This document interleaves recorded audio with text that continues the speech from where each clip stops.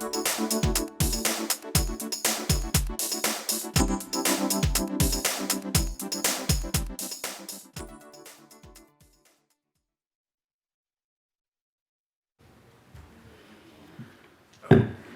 evening and welcome to the Board of Mayor and Aldermen Workshop. It is April 1st, 2021. It is 6:30 p.m. Call this meeting to order. We do have a quorum. The prayer Tuesday night will be by myself. The Pledge of Allegiance will be with Alderman Waldron. First order of business will be Resolution 2021-08, a resolution of the City of Laverne Board of Mayor and Aldermen to accept the resignation of Vice Mayor Melissa Brown and declare an automatic vacancy on the Board of Mayor and Aldermen. That's pretty straightforward. We've done that before.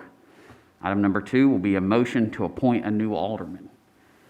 Everyone should have received the letters of intent and resumes of the 9 applicants. I believe we have some of them here. If anyone has any questions for them, I'll go ahead and open it up for the board if y'all have any questions or if y'all want to have any discussion on the applicants. The people that are here that want to speak, I mean, if they want to come up to speak, I thought it might be a good idea to hear what they've got to say. Well, we can. Let's see here. Let's start right in the middle. Ms. Grandinetti.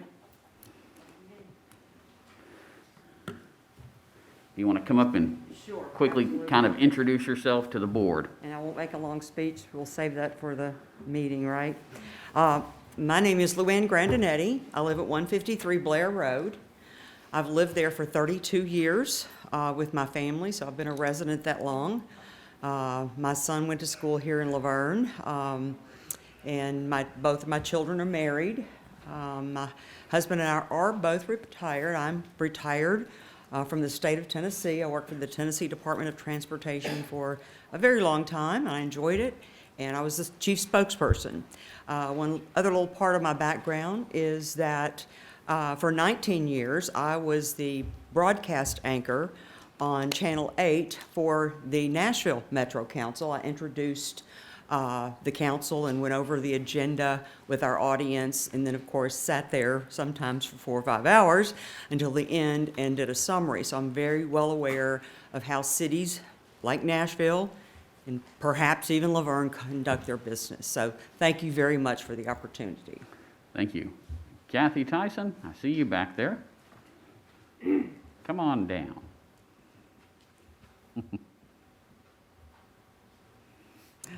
Good evening, everyone. Thank you for letting me come up and speak. I think that people here mostly know I'm Kathy Tyson. I live at 129 Sunward Drive, and thank you for paving my road, Garland. Fresh coat today. I really don't want to talk about myself a lot except maybe about community service. And I'm kind of using this microphone as an opportunity. We have a disabled lady, fully disabled here in Laverne, whose roof has been shot to pieces. She's had a lot of problems. We have, working with a couple of other ladies, Melissa Joyner and Deborah Balthrop, and another young man who's in the roofing business. We've had all of the materials now donated for her. We are trying to raise $2,000 for labor for this. So I just want to say, if anyone is interested in helping a disabled lady in our community, let me know, or Melissa Joyner or Deborah Balthrop. And I think that everyone who's an applicant here and all of the board, the mayor and aldermen here, community service is such a vital part of any kind of public service. So I would ask all of you, no matter who is picked, just to pick up and try to help out in your community. Thank you.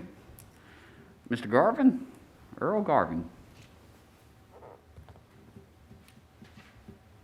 Hello, Mayor, Alderman, staff. Good to see everybody. I'm not real good at public speaking, so I'll be brief. Basically been in the city my whole life. I've had the pleasure of working and serving with the city of Laverne for a very long time. And this would be a wonderful opportunity to continue serving the city. And once again, thank you for everything that everyone does. And I would like the opportunity to continue what I do. Thank you, everyone. Thank you. Mr. Calvin Jones.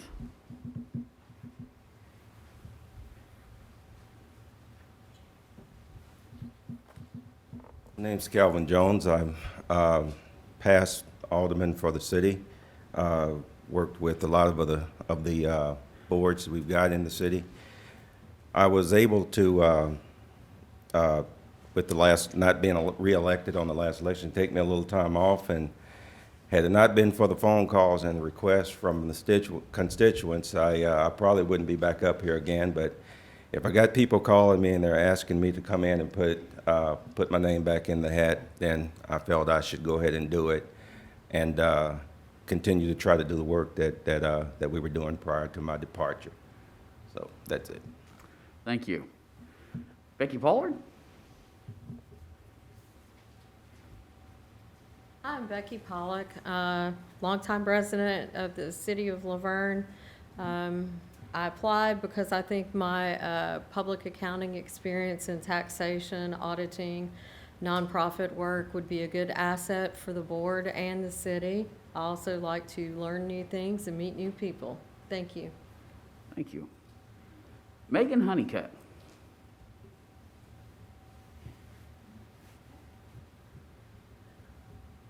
Mayor, Alderman, Megan Honeycutt. I live at 396 Forest Ridge Drive. I've lived here since 2010. I've volunteered with the city for many years, and I think there would be nothing better to continue to do that than to be on the board. If you guys have any questions for me, I'll keep it short and sweet. Thank you. Thank you. Okay. There's one more out in the hallway. Okay. There's two. There's two Okay. out there. Don't know who we've got in the hallway, but let's bring them in.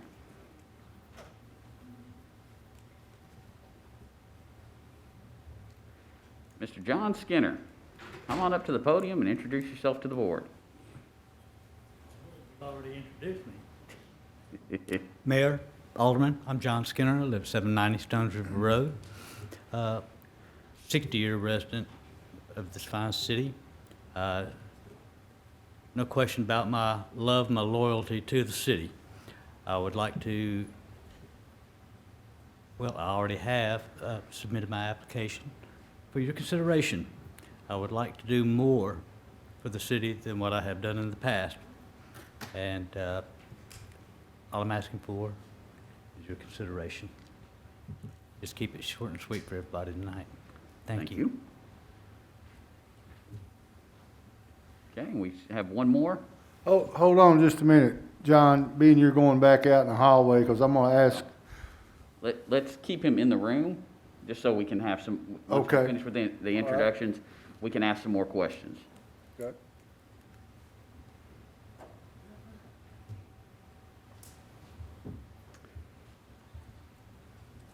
Miss Shermel Balbaosa. Come on up and introduce yourself to the board. Good afternoon, or evening, sorry. My name is Shermel Balbalosa. I have been a resident of Laverne, more on than off, but off and on since 2006. I'm a mom, I'm a wife, I work from home, but I try to be very active in the community because of my children. My interest in applying for the vacant seat was because there's a joke Marines say to Navy members, it stands for never again volunteer yourself, but here I am. I am a Navy veteran, and I feel that my time in the military taught me how to step up when there's an opportunity to serve your community and serve your country. I feel that time is now, especially seeing as how more and more young people are feeling the need to get involved in their community, and they just don't know how. They don't know where to start. They don't feel like they belong. They don't feel like they have what it takes. And I don't have, I'm sure, all of the skills that some of these other fine folks have, but I do have a heart and a willingness to serve, and I have no interest in self-glorification, just to see my community thrive. Thank you for your time. Thank you. Now, I would say if the board has more questions, we just go through the same order. If it's for all the applicants, we kind of go through the same order that we've got already. They're already familiar with how they came up. So, Steve, you had a question? I just have one question, but I don't want to call them all back up here. I guess I'll just look for a show of hands. Whoever is appointed to this position, who plans on running in 2 years for re-election if you are appointed?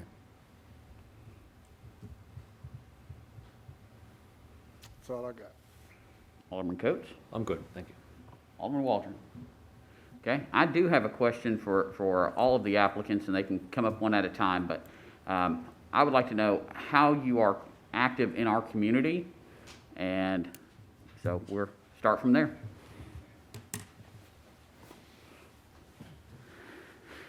Well, excuse me, as I mentioned, I'm retired. My activity of late, as I know all of you know, has been in opposition to Arbor Ridge. That's been kind of my singular goal in terms of my activity. In the past, I've coached my son's baseball. Of course, I don't have children anymore. Right now, my major activity, besides the opposition to Arbor Ridge, is planning a wedding for my son. So that's about all I can say about my service. But like I said, I was in public service in the state of Tennessee for 32 years. So I decided to take a 2-year break, and now I'm ready to serve again. Thank you. Thank you. Next up. Just the same order that we just went through for the introductions. Mayor, thank you for asking that question. Currently, I'm on the Parks and Committee Advisory Board, Parks and Recreation Advisory Committee. I'm a member of the Industrial Development Board here in Laverne. I had served also on the Historical Preservation Committee for, I guess 4 years there. Active in my community, yes. Again, we're trying to fundraise for one of the disabled members of our community so she will have a safe place to live.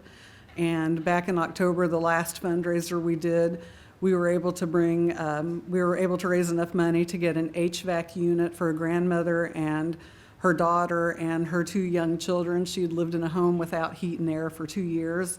And when we found out about it, we rallied the forces, and we were able to get enough donations, and we were able to work with Lee Company to get an HVAC unit for them. So I'm not maybe at every single meeting or every single event, but I do try to stay involved and actually have hands-on helping for anyone in this community who does need help. Thank you. Thank you.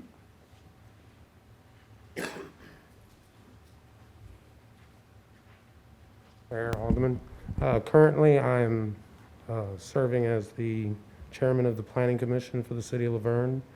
I'm also a Stormwater Board member. In the past, I've been a member of the Board of Zoning Appeals on a not official capacity. In my personal life, my business works closely with the Laverne Fire Department, Laverne Police Department, various other agencies in the city. So we're pretty involved. Thank you.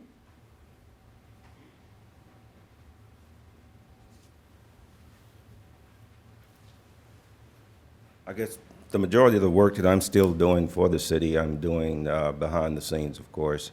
But one of the things that's near and dear to my heart, I'm still working with the library. There were a few projects that I wasn't able to complete that I will be completing, hopefully within the near future. And I'm also working behind the scenes still for the employees of the city and making sure that proper labor relation laws are followed and people are being treated fair in the city. Thank you.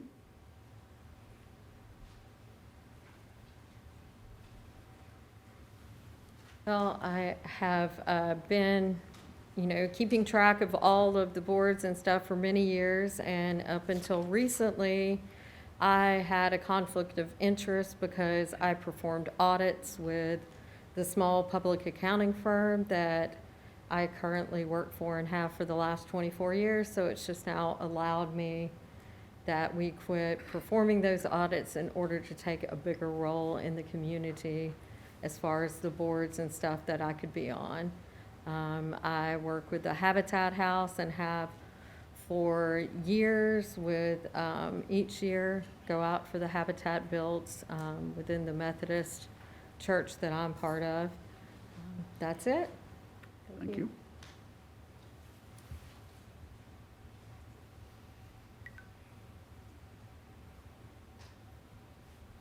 Well, I have served with the Laverne Rescue Squad for probably 5 years, from 2010 to 2015. Not only did I, but my husband did as well.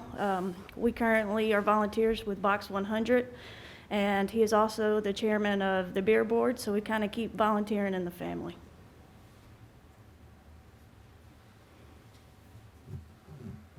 Mr. Skinner?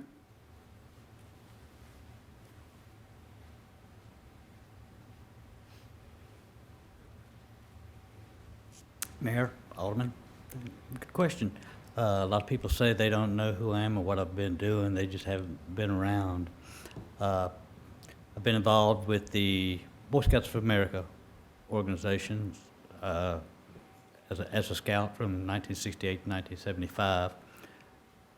Den leader from 2003, 2005, 2007. I was the Cub Master of Pac 340 here in Laverne. I've also worked with the Youth League football back when they were the Laverne Wolverines. Coached 1 year with them. I've always been as active as I could be with the police organizations and any not-for-profit organizations in our city. As anybody who's been around for any length of time knows, that they've always been able to use Camp Skinner free of charge as long as they're not-for-profit. And that's something that, you know, that up until 2017, we had a full schedule year-round. Things that I've done that I think would be of interest, not only working with the police departments. I've been a lifetime, you know, I've been a rescue squad brat since it started. I worked with the Laverne Volunteer Fire Department for about 18 years when Ace Winnemeyer was still alive. There's been things that I have done as far as videotaping the events that we had, especially during the years that I was a band dad for the Laverne High School Marching Band Association. I'm still very proud of, and will continue to help them out as much as I can. I've already been reached out to help with this coming year, so we'll see how that goes. There are things that you know, my love of the city, things I've done, I've not been paid for, been volunteering. And as you read, if you've managed to read my submission, Tennessee is the volunteer state. I don't think anybody here could say that they do not want to volunteer their time to help the community. I do. As you know, I ran for alderman last election. I've submitted for my application for the Parks and Recreation Advisory Commission. And I will continue to, if something that comes up that I am able to do, I want to do it. I want to serve my community the way my community has served me. It's been very good to me, and I would just like to reciprocate. If you have any questions about anything that I've done, then please ask me right now. If not, I'll forego. Thank you, sir. Thank you. Ms. Shermill?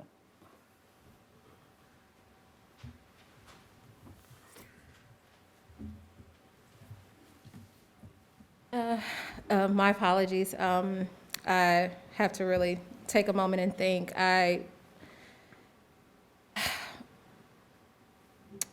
Back when my husband and I first moved to Laverne, we would often volunteer by gathering up kids in our community and driving them to our church and having Bible studies. We didn't have a lot of money, so often we would have to feed them, you know, whatever we had around the house, and we would gather up a van of kids. That turned into my husband becoming a trainer. He was formerly a boxer, and so to this day, he actually trains local boxers. I help him kind of keep his books with that, but we volunteer to keep a lot of these kids out of trouble. They do competitions, things like that. But we've been doing that since about 2011. Since both my children were in first and second grade, I volunteered with Roy Waldron Drama Team helping them to raise funds for different events they would do. Even though my children have gone on to middle and high school, I still volunteer with Roy Walden Drama Team, and in turn with Carpe Artista, who actually serves Smyrna, Murfreesboro, and Laverne in different community events, kind of raising awareness for the arts in the community and reaching out to kids in that way. In fact, they have a fundraiser going on right now, so if you need Easter eggs delivered to your home for your little ones, please see Carpe Artista for that. They're raising funds for some different events that are coming up. I have also, my husband and I have raised funds. We've often done fundraisers on Facebook, things like that for families in crisis, not things that are very high profile, just, families who are going through or having hard times. We'll raise funds for things like that just to, help out our community. And most recently, my husband and I helped to organize what I think was Laverne's first Juneteenth event, just kind of trying to bring awareness and healing to the city. Something that's kind of going on nationwide. People are opening up their minds to the idea that true freedom actually came about in 1865 when all slaves were made free, as an ordinance was delivered to Texas, and that was Laverne's first time celebrating that I'm aware of. So it was great for me and my husband to take part in that. But other than that, I just really, my biggest passion is the arts, so that's been a lot of my volunteer work over the time that I've lived in the city. Does anybody else on the board have any questions for anyone else? I don't have any questions. I have some comments. First of all, I think it's great that, because y'all know me, when I came into this, I didn't know anything, don't know much now, but I like to hear all of the people that have been helping, volunteering. I had a couple of conversations with a couple of you, and one conversation I had with one of you, at the end of the conversation, I think the best thing that they could have told me was, you know what, Steve, even if I don't win, I'm going to support that person, I'm going to support the city, I'm going to support the board, because there's so much negativity in this city because people are uninformed. It's not because they're bad people. It's because they're uninformed and they don't come to the meetings or they don't watch the meetings. So I personally appreciate all of you. I read your resumes, your letters of intents, and they're all good. And I just want to wish all of you the best of luck. Anyone else have any other comments? Okay, moving on to number 3. After we appoint a new alderman, there will be a swearing-in ceremony, and the very next thing will be a motion to appoint a new vice mayor. According to our city charter, the vice mayor shall serve as the mayor in the absence or unable to discharge the duties of the mayor. The board shall fill the vacancy by a voice vote on the calling of the roll, and if there is a tie vote, the mayor may break that tie. So, again, that will come from the body once we have the other alderman position filled. So, just be in thoughts of that and everything that comes with it. Moving on to number 4, approve the minutes from the March 2nd, 2021 public hearing and the March 2nd, 2021 regular meeting. You should all have a copy of that in your packet to review. If you have any changes or corrections, please be sure to get with Bruce for that. Moving on to presentations, we will have a certificate of appreciation for Melissa Brown. We will have an outstanding performance award. We will have U.S. Taekwondo and the PAC show up to get a certificate and to show all of their medals from the national tournaments. Moving on to D, the South Waldron Road Corridor Study. We have a representative with Kimley Horn here.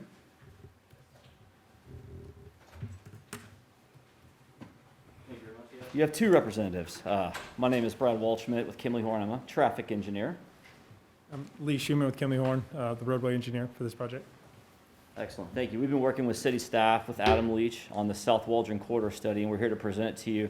It's a lot of very comprehensive information, so we're going to attempt here to strike the balance between providing you with an overview while being efficient with our time.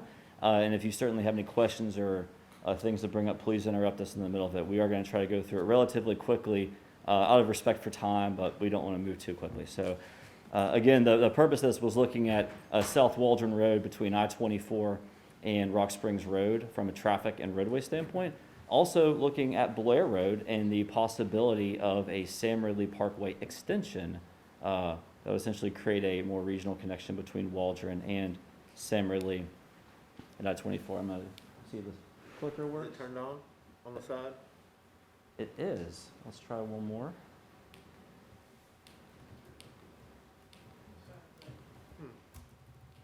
There we go. All right. So some of the questions that we wanted to look at with city staff were, Excuse me just a second. Bruce, can you kill some lights? My old blind self can't see much.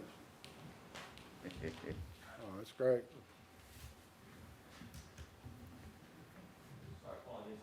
He's giving it to Chip to fix.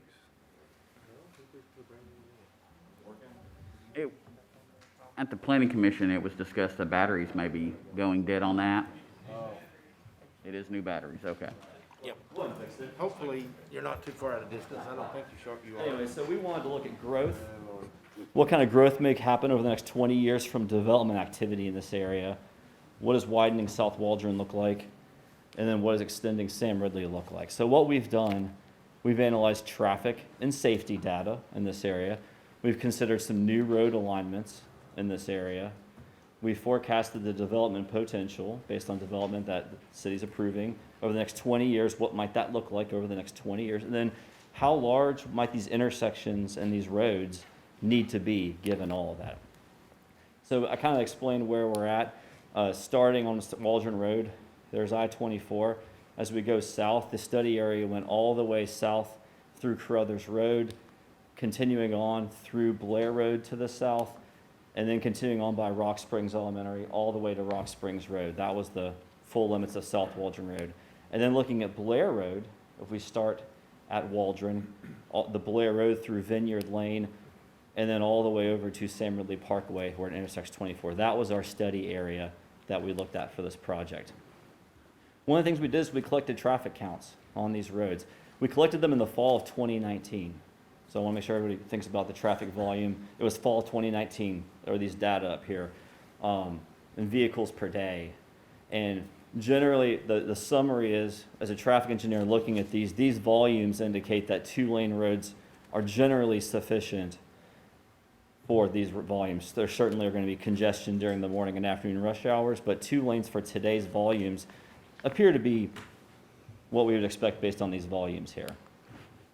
And this is the hourly variation as you go from left to right. You see the first spike is the morning at rush hour, and then it dips in the midday, and then it increases again for that afternoon rush hour. Pretty typical for what you may expect on roads in Laverne. We also counted intersection counts again in fall of 2019 at 13 intersections along these corridors and analyzed those intersections, which we'll get to here in a moment.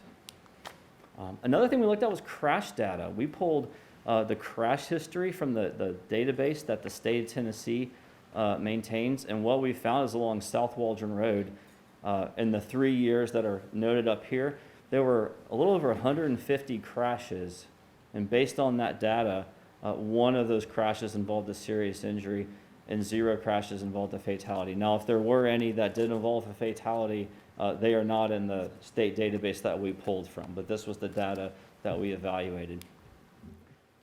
This graph is a little difficult to see with the font color, I apologize, but the purple and the green represents about 65% of your crashes. Those are rear end and roadway departure crashes. So those 2 types of crashes are the majority of the types of crashes happening on South Waldron Road. And so these are pictures of Waldron and Blair. So when we think about rear end crashes, our observation is, well, there's not many turn lanes out there. So when people are slowing to turn, they may get rear ended. Roadway departures, when you drive on Waldron and Blair, there's not much, I'll call it forgiveness on the road. There's not much shoulder. And so one of our initial thoughts was, a countermeasure to perhaps improve the safety on these roads might be looking at adding some more turn lanes on the roads. And same with the roadway departure, maybe adding a wider shoulder or a curb and gutter to maybe, that can maybe decrease the number of those crash types. So that was what we looked at from a safety and a crash standpoint. Something else we looked at in addition to Waldron Road and Blair Road is a few additional changes that the city staff asked us to look at. The first was the realignment of Charter Place. We know Center Point Drive is a signal, and very close to it is that stop sign of Charter Place. So our traffic analysis looked at what would this look like where Charter Place were to realign and create that fourth leg. And that's a project the city is actively in the process of. This was included in our design to understand. This actually helped with that other project that you all are proceeding with, looking at the traffic and what that would look like. Another thing which the city staff wanted us to look at to see what this would look like was the possible closure of Debbie Lane. And I want to make sure this is just a concept the city staff asked us to look at. We're not recommending either way or the other. If you look at Silver Birch Lane on the other side of Waldron, on the east side, that's their only way really to access Waldron. Debbie Lane also accesses Waldron. They do have that other connection to Carruthers Road, which intersects Waldron. And so for the purposes of this traffic analysis, we looked at what would it look like if Debbie Lane and all the neighborhood traffic right there could not access Waldron directly, which would be a pretty big change for that neighborhood. But our analysis kind of looked at the what if scenario and all of them having to go to Carruthers Road. And then the larger one we talked about was the possible extension of Sam Ridley Parkway. Again, if development growth happens out here, what if instead of using the Blair Road alignment with the curves and sort of a bit of a narrower road, what if essentially Sam Ridley was extended through some of this land that you see on the yellow line and create more of a direct connection between Waldron and I-24. Those were some of the items we looked at. One thing we also looked at with Waldron Road is near the school, near Lake Road. I think we've all driven this. There's that kind of the reverse S curve, a lot of horizontal and vertical curving.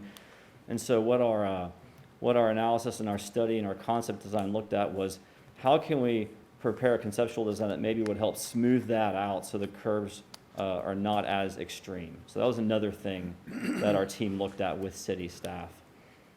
So development potential. So we looked over the next 20 years, how much development activity might happen out here and what that does to traffic. And so that's sort of where our next step was. So this is a zoomed out area of kind of the main study area.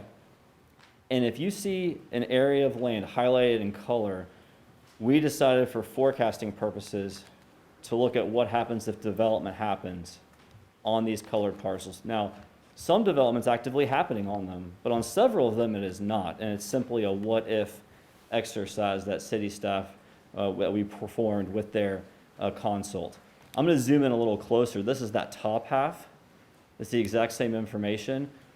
You can see Waldron, you can see Blair Road on the very bottom there. Again, if it's a colored parcel, that means we looked at what would happen if development ever happens in the next 20 years. I'm going to go down to the bottom half where you can kind of see Lake Road and Rock Springs Road. Again, over the next 20 years, if development happens, what would the traffic be like? So we're talking over 80 parcels of land, over 2,200 acres. There's certainly no guarantee, this is a forecast, no guarantee development will happen on all of that, but that's what we looked at. And I want to make sure we all understand, some of those parcels are in Laverne, some of them are in the urban growth boundary, some are in Smyrna, and then the one to the west on Carruthers that's in Metro Nashville, but that still adds traffic to Laverne's road network. So when we worked with city staff, engineering, and planning, we talked with them about what sort of development forecast do we want to look at for this study. We can assume that no development happens over the next 20 years. We can assume that some of the parcels will develop and at maybe some sort of medium range of density, residential and non-residential. The other is really looking at what if every parcel that was colored in on that map develops, and what if it's more on the higher range of development density, which means more traffic on each parcel.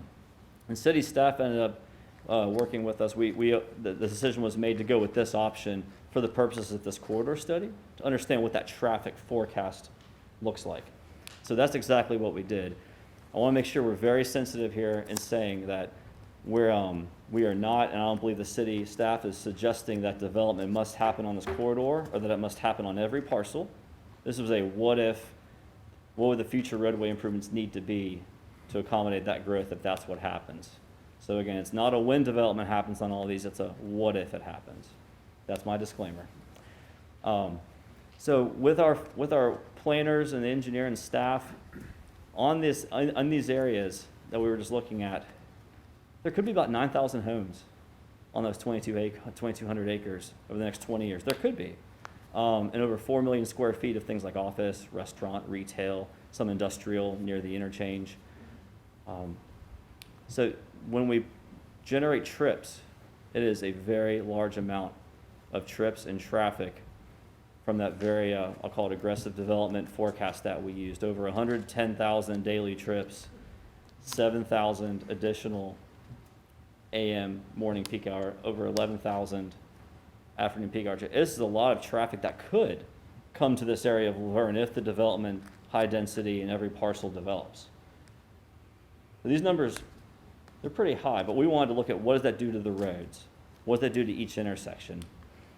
And so, again, this is the same graphic of the fall 2019 counts where I previously said a 2-lane road sufficient for these numbers. If we add on all that development traffic that we just talked about, again, the color scheme's not working very well, but these numbers really are indicating more like a 4-lane or 5-lane roads with intersections, with signals and turn lanes at most of them. So it is quite a bit of traffic. So we took this to the city staff, we looked at it. The next step was looking at what alternatives of road widenings and intersections might want to look like. And I'm going to turn it to Lee as the roadway engineer. Right, this is where I come in. Brad gets to deal a lot in the numbers and do more infrastructure. So we took the 2 corridors that Brad talked about, South Waldron and Blair Road. We put 2 alternatives on each of them. South Waldron is a little bit more complex. We've broken that into 3 sections, and we'll go through that as we move through the presentation. We'll start first on South Waldron. We're talking from I-24 to Blair Road. So alternative 1, 3-lane roadway, which gives you a 1 northbound, 1 southbound through lane and a center turn lane. We're showing curb and gutter, 2-foot grass strip, and 6-foot sidewalks on each side. So that's kind of the footprint of our roadway for this alternative. For the second alternative, I-24 to Blair, it's a 5-lane section. Same thing, 2 northbound, 2 southbound. They're 12-foot lanes, center turn lane, curb and gutter, 2-foot grass strip, 6-foot sidewalks. A little bit bigger footprint. As we move south along South Waldron, this next section is just a little south of Blair and goes to basically the Rock Springs Elementary School. And in this area, this section of the South Waldron, we analyzed a 3-lane rural section, 3 lanes with 4-foot shoulders. So 3 12-foot lanes, 4-foot shoulders, and then ditches as needed along the roadway. In this section itself, we applied to both alternatives 1 and alternative 2. As we keep continuing south, this is from Rock Springs Elementary to Rock Springs Road. Very similar to the section before, 3-lane rural section, 12-foot lanes, 4-foot shoulders. On this one, though, we're showing a 10-foot shared use path that would connect Martins Bend, Pinnacle Point to the elementary school, and it would be separated from the roadway by a ditch. And this section also applies to both alternatives 1 and 2. So next, we're going to move to the Blair Road, South Waldron, Blair Road, all the way to the Sam Ridley. Same as on South Waldron, 3-lane, curb and gutter, underground drainage, 12-foot lanes, and then the 6-foot sidewalk. So that's what we analyzed for alternative 1 on Blair Road. And then we analyzed the 5-lane section, same as on South Waldron. So once we got our conceptual, our alignments done, as Brad showed, some realignments, and We used some DTM data and some aerial and a little light survey to kind of generate some cost for these roadways to get an idea how much these alternatives would be for the South Waldron Road. So we not only looked at construction costs, kind of got a gauge on how much the design would cost, how much would it cost to purchase permanent right-of-way along these corridors, utility relocations, extensions, and then CEI, which is construction engineering and inspection, that will be needed during construction.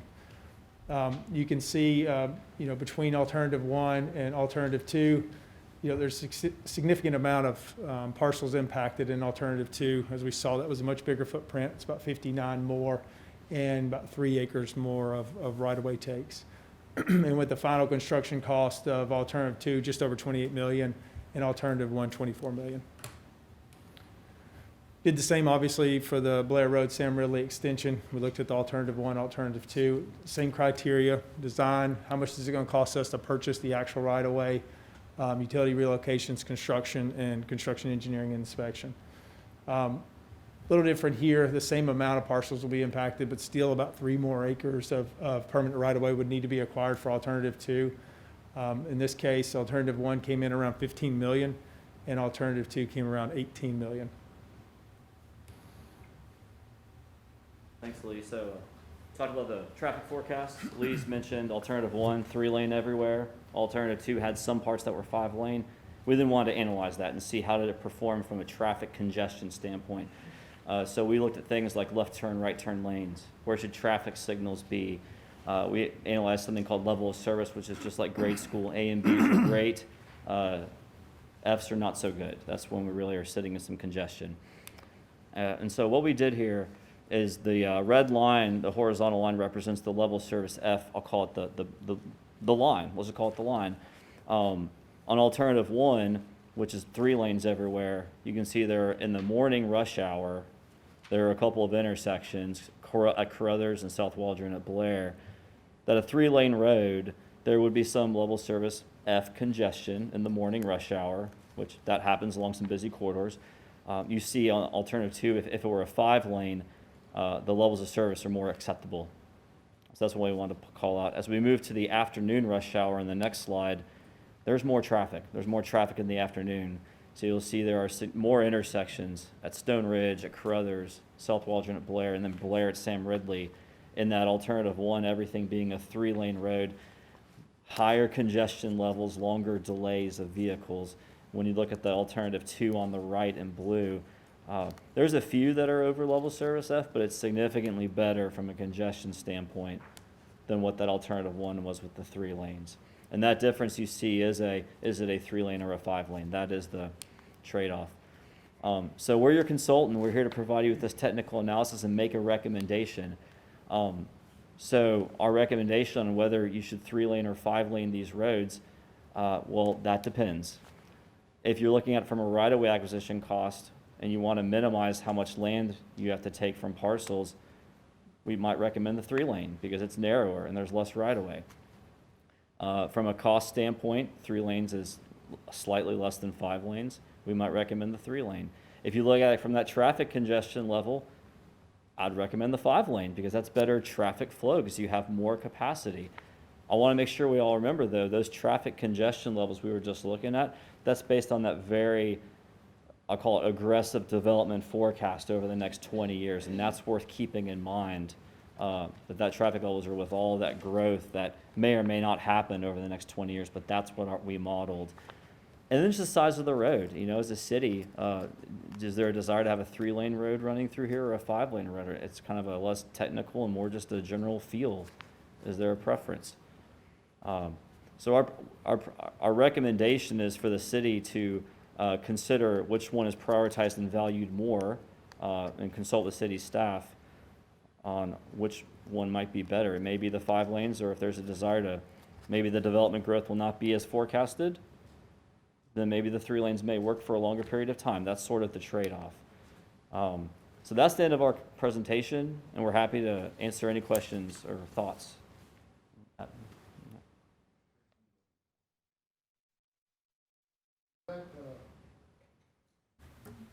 From Sam Ridley back around to Blair, does that go in behind Portal Point?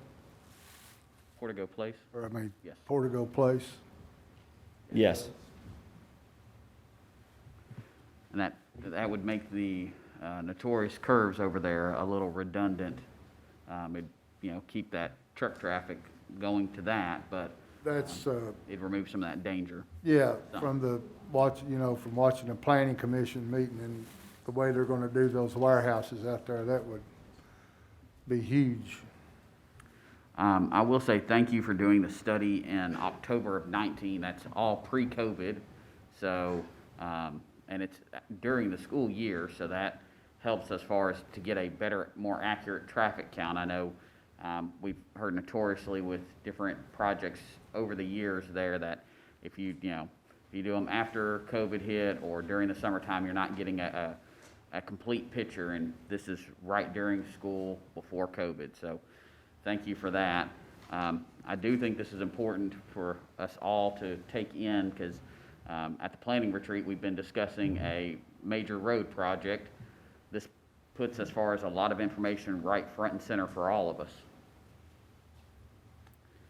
Any other questions or comments? Yeah, on the so code? I'd like to comment, after sitting on the planning commission for 20-plus years, I've seen the growth. Everyone that's lived here has seen the growth. So when you speak to residents, some of the residents, or most of the residents, complain about that side of the city. And I think this board needs to act as swiftly as we can within the budget range to get this moving as quick as possible. Because it's not a matter of if the growth's going to come, it's coming. If you live in Laverne, you've seen it. We've all seen it. And so to get at the head of the curve, just think about 9,000 homes. I live in Lake Forest, we're at 5,700 homes. So imagine taking the size of Lake Forest and another third more and put it onto the other side of Laverne. We need to get the roads put in as soon as possible. And Alderman Coates, I don't know if you remember this. We did the city, when we looked at roads a few years ago and looked at peak times, we looked at the whole city. Lake Forest, two of the major intersections were at max capacity, but the west side of town, all of them were, if you remember that. Sure, absolutely. Alderman Waldron, would you like to add anything? I like the idea of the bypass there to do the straighten it out.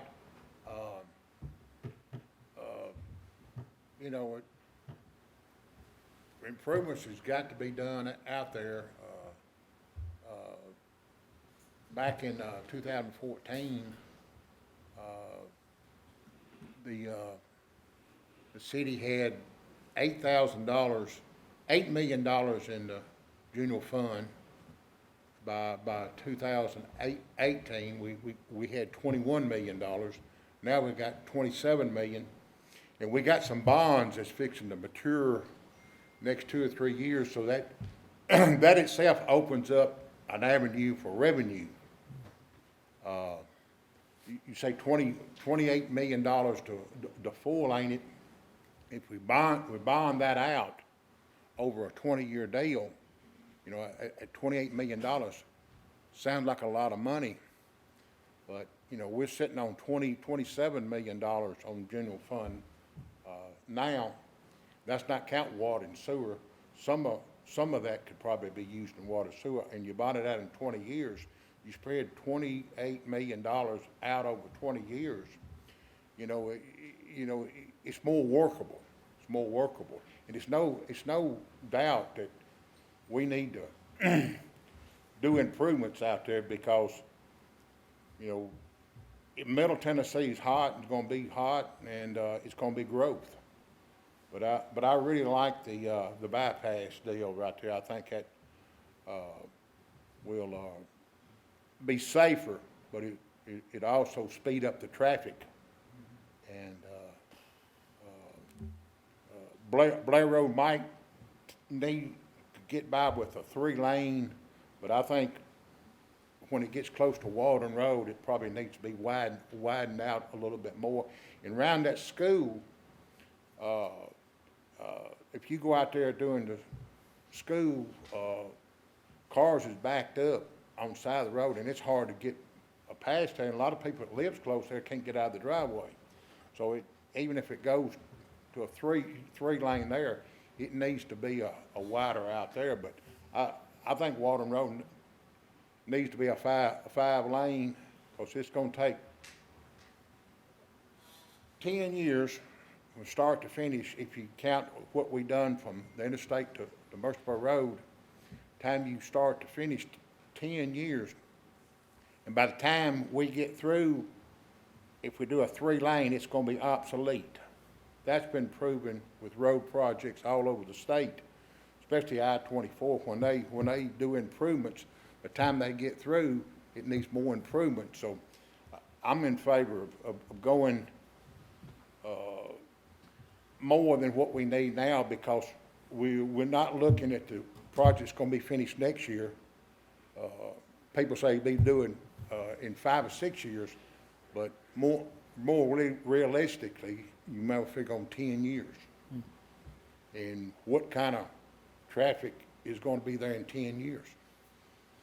Right. I think the answer to your question is it probably depends on the development, whether it's the industry trying to develop more, but also the densities that are, I mean, it's sort of all tied together. So as far as 10 years out in that 20 year, I guess it kind of depends. Yeah. Any other questions or comments? You guys did a good job, and I agree with Alderman Coates. It's coming, and I spoke with our economic development team. I was told that this part of Laverne was being looked at by developers from Michigan to Florida, because it's my understanding that Rutherford County is #1 growing in Tennessee and number 6 or 8, so, but as Alderman or Alderman Coates said, it's coming. I mean, one way or the other, whether it's this or that, it's going to be, a great job. Any other comments? I'd just like to say, from a planning standpoint, through the years on the planning commission that I've sat with, sometimes being behind the curve, this would be one of the nice times to get ahead of the curve and get this thing moving. In addition, we've just passed a new ordinance where we've increased the cost for the impact fees for roads as well. So the additional road funds coming in as the rooftops come in. So this is the time to do it. And I'm sure if you've seen it, gentlemen, it's better to get ahead of the curve than it is get behind the curve. Yes. I appreciate the information supplied tonight. It's very informative. Thank you. Yes. Gentlemen, thank you. Thank you. Thank you. Have a good evening. Moving on to E, proposed tornado safe room design. A representative for Allen and Hochsnell.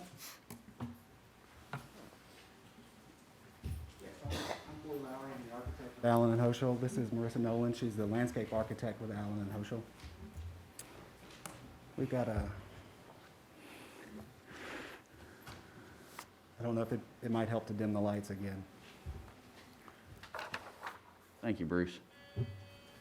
I'm going to let Marissa walk through the site plan. Is it, it's not all the way lighted though, is it? Is that as big as it gets?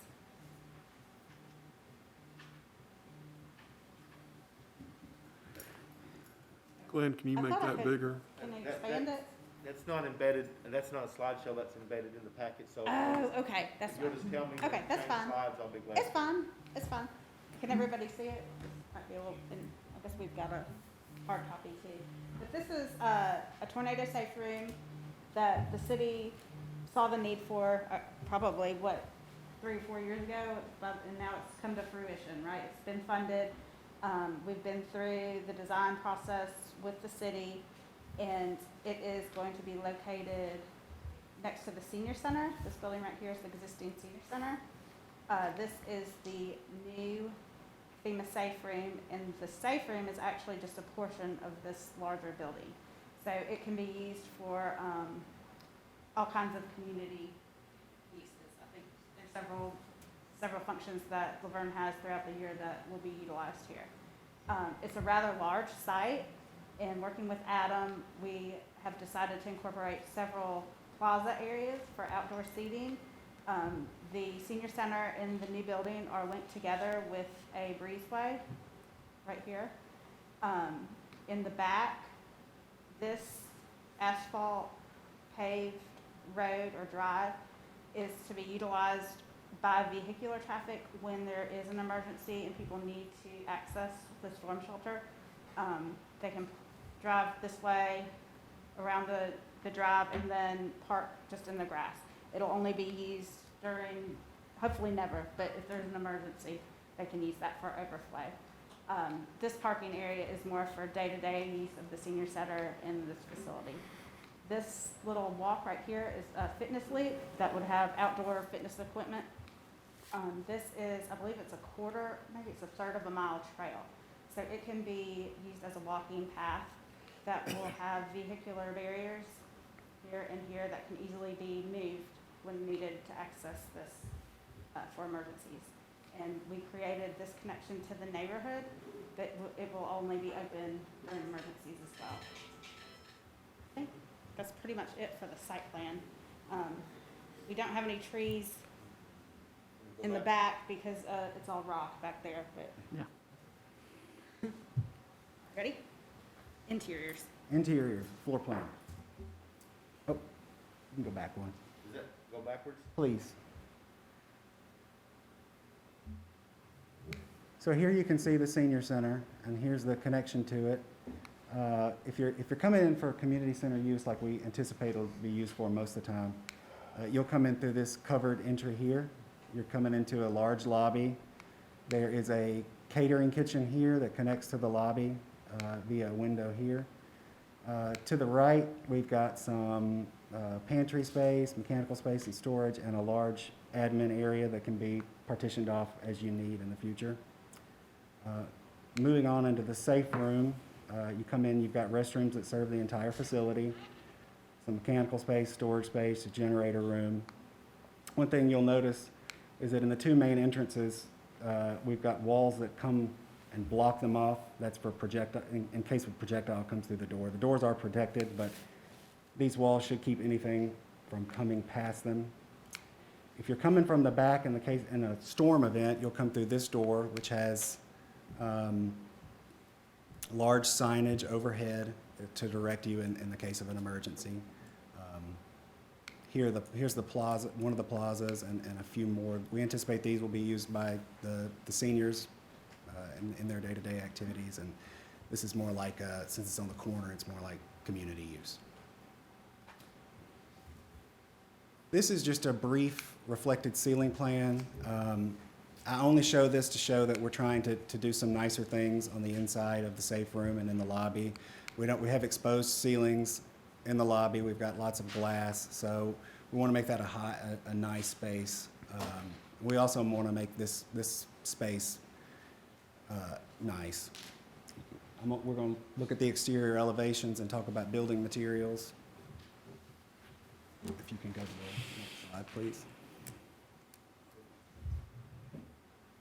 Yes. So the hardened part of the structure is a concrete structure, but we didn't want it just to look like a concrete bunker. So what we've done is, in the hardened part, which you can see in these gray areas here, we are using a very dark charcoal concrete, kind of makes it look more like stone. And then in the accent and entry areas, we're using a white concrete, which also looks more like a stone. So it doesn't look like a big concrete building. Here's your main entry here. You've got glass in the lobby. The brown material is a composite wood material. It's very warm. It looks almost like real wood, but it's much more durable. It should last a long time. We've got signage up front. This is that rear entrance I was referring to earlier. So you've got a large sign up here. This is tornado shelter. This is the back of the building. We've got some mechanical screens and that kind of thing. Here's that covered entry on the side, and this is the side of the lobby with the glass as well. And then finally, we'll look at the rendering so you can actually see what they look like. So if you're standing in the front parking lot and you're at the drop-off area, this first image is what you'll see. You can see the wood material comes over and forms a canopy over the entry. Here's the connected canopy over to the senior center. We've got two nice big walls to put signage on. We picture a city seal here, and then there's the door to get in here. At the rear of the building, it's kind of hard to see, but here's that signage as well. It comes out to cover this entry element. You've got the dark concrete back here as well. And this is what you see when you were pulling into the front driveway. You can see the front structure kind of comes out, and the rear hardened structure runs behind it. That's all for us. Any questions or comments? Bruce, can you go ahead and hit the lights? My question is the capacity of the actual safe room. What is that number of people? It is about 1,100 people, I believe. 1,100. And that kitchen at 320 square feet, if we have a large-scale event where we're going to have people stuck there for a few days, is that a large enough kitchen to be able to service that many people? It is sized to serve about 200 people. That is the amount we were told would probably only ever use it in a community event. The lobby should hold about 100 people. Obviously, the safe room's large enough. I mean, the 1,100 people that'll fit in there, I mean, you're talking about 5 square feet per person, so you're packed in there. Okay. I'll expand on that, Mayor. Per the grant, we had to accommodate, I think it was 1,050 or 1,075, which is where the 1,100 number comes from. The kitchen with basically staff and having talking to several, we sized it to be about 200 because that's about the size of like a large city event where that would be 4/5 of our employees would show up. The thinking is that commercial kitchens are very expensive. That is literally the most expensive part of this building, and we're talking hardened structure versus soft structure. So to accommodate basically a commercial kitchen that would successfully feed 1,050 people, it would be 4 times the size. We'd have to have 4 times the pantry, and the cost of the structure would, I wouldn't say double, but we could probably add another $500,000 to it very quickly. So in keeping with the fact that the grant does not pay for any of the stuff outside of the hardened room, we felt that was a fairly good compromise size to, one, add some additional benefit to the city, and that we'll have a commercial kitchen that we can potentially rent out the kitchen. We can't rent out, obviously, the safe room, but the kitchen we could open up, rent it out to 501Cs, et cetera, for use at Boy Scout meeting, whatever. So it was just a compromise size. Okay, also, and I don't know if y'all can answer this or Mr. Leach can, when it comes to the doors on this, let's say we have a weather event. Usually we get between, I'd say 15 and 5 minutes notice. Are the doors of an electronic means that, hey, we can, whether it's PD, whether it's fire, can flip a switch and unlock the building? Or is this something where we're going to have to send a police officer to go and unlock the doors while this is going on? That will, Corey's probably going to answer better than I can, but part of our requirements for this FEMA Safe Room grant is that we develop an operations and maintenance plan. So until we really have the building squared up, which is what our architects and landscape architects are here doing for us today, it's really hard to determine what exactly that'll be. So yeah, we could potentially look at an electronic means, but if anyone's dealt with the doors in City Hall, sometimes they fail. Maybe a little. But all that said, it may come down to, having one person per shift designated with either the fire department or police department that basically attend this and open it in case of severe weather. We're obviously not there yet, and when we get to that point, it'll be really a discussion between, well, not really myself, because I'm not gonna be running it, I'm just making sure it maybe gets built at some point, but between Chief Beasley and Chief Davis to kind of determine what their thoughts are and what their manpower would allow them to do. Okay. And then outside of a weather event, this is something that the community can use, whether it's nonprofits like the Rescue Squad, Box 100, Club Knockout, even the Senior Center can use that for big dinner events, that sort of thing. Is that correct? Correct. That is correct. basically part of the grant, the only thing that we can't do is make a profit from it in any way, shape, or form, since there's federal funds and everybody hopefully pays their federal taxes. That said, the outside stuff, the kitchen, we can rent out, so basically Boy Scouts can come use the space for free, assuming they got on the schedule, which will also be part of the operations plan. But the kitchen, we might, charge a fee just to deposit whatever that happens to be. We'll cross that bridge when we get to it, of course. Okay. Any other questions or comments? Just a quick question. There's a lot of glass in the front of the building. I mean, is that tempered or glass that's going to withstand tornado weather? So the glass in the front portion of the building is not, it's not tempered. It's insulated, but it's not tempered. That whole front portion, if you could go back to the floor plan, I'll show you. That one is fine. You can see this line that runs along here and here that forms the safe room. Everything else outside of that is designed sort of as a lightweight structure. It's meant to be blown away in the case of a storm.